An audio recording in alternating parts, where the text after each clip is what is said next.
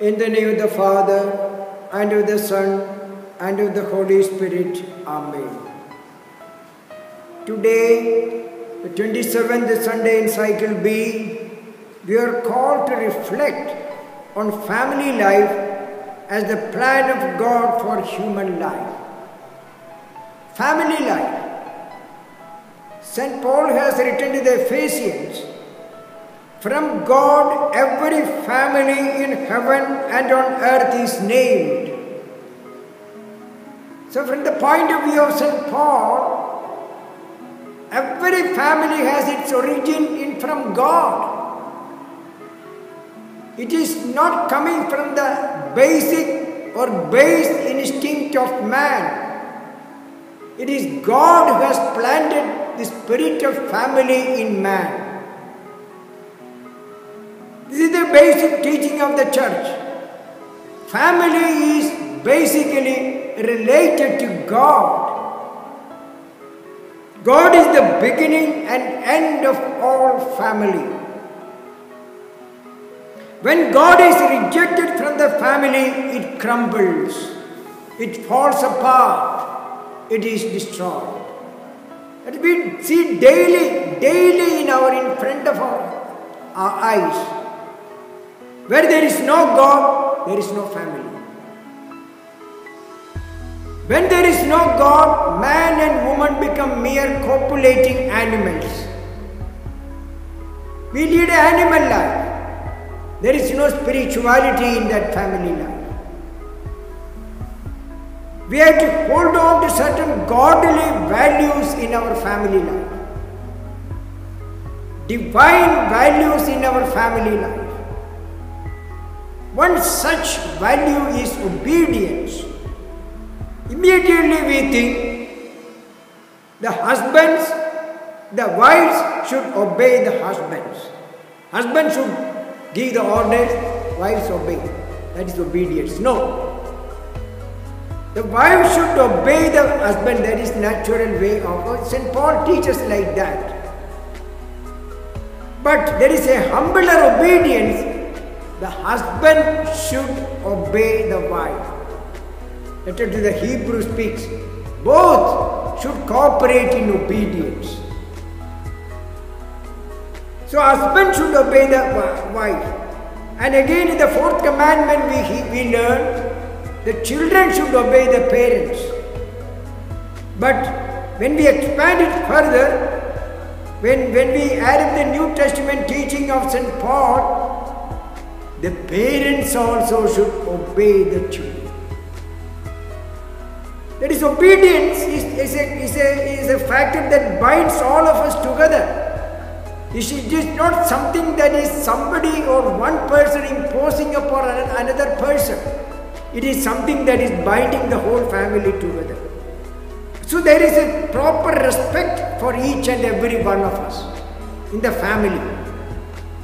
There is respectful build up the family life on respecting each other. Each person is important in the family. Second godly quality that comes too close to it is adjustability. That is part of obedience. We adjust to the desire of another person. We are ready to give up our desire or our plan for the sake of another person. Let us do that. Why we should fight for each other, fight for one thing alone. When we try to hold tenaciously on a particular issue, then there is no obedience. There is no adjustability. One's own opinion becomes important. I become important.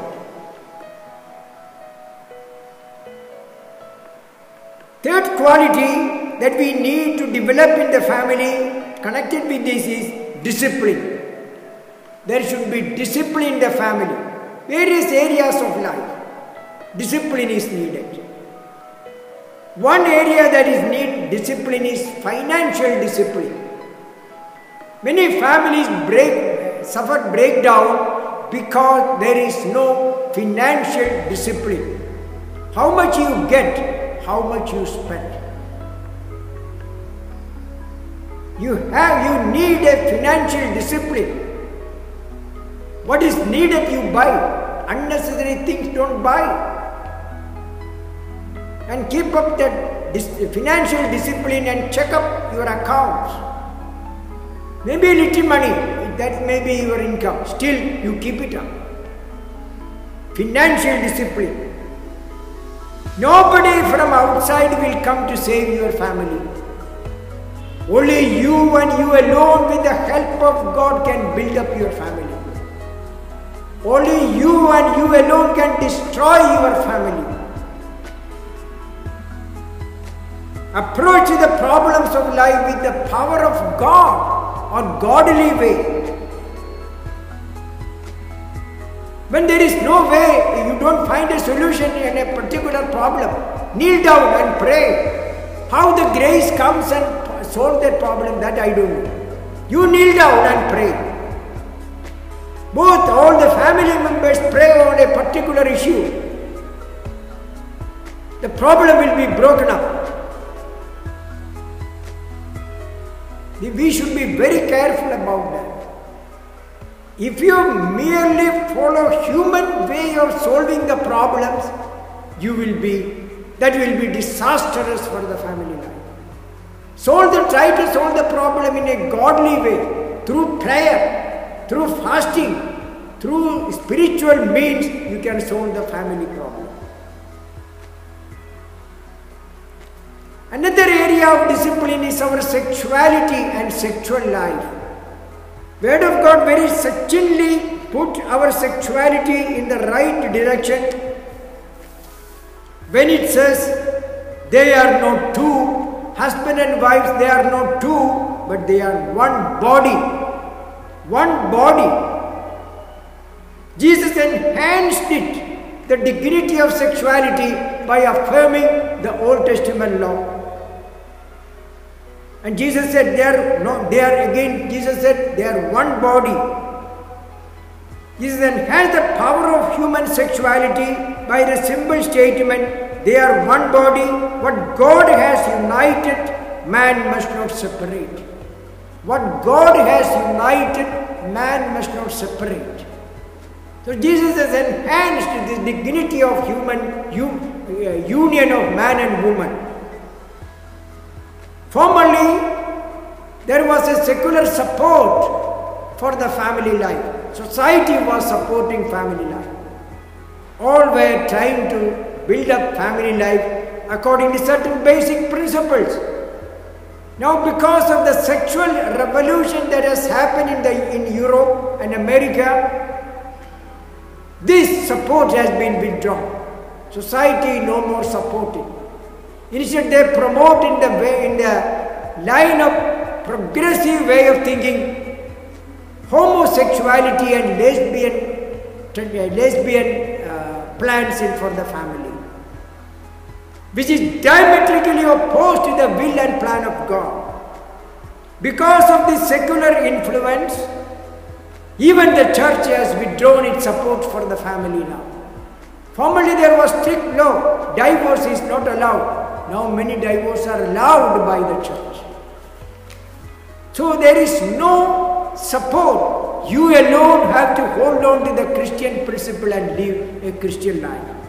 The practice of homosexuality is against the plan of God and the basic instinct of man. It is promoted, it is propagated, it is forced upon the society by the so-called big people of the society. If you don't do that, you are not progressive.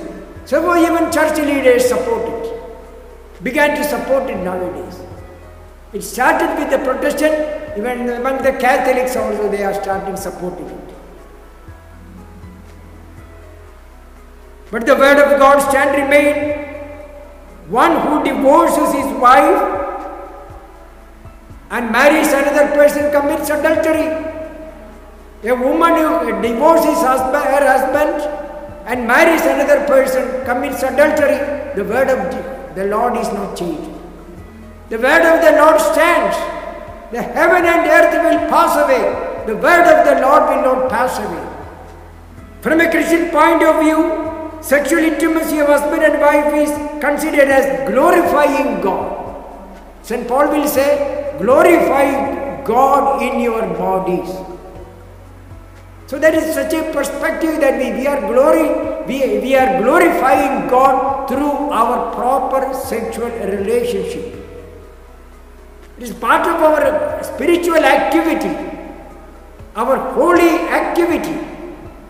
Let us pray that we may be able to build up Christian family life in spite of the onslaught of the secular and even some religious onslaught against the family, even nowadays. Those who have to support us, they try to destroy the family values. They have to strengthen our faith, try to destroy our family life. We should guard against such diabolic instigations. We may pray the grace and strength to withstand the worldly values and hold on to the Christian principles of unity of husband and wife. Amen.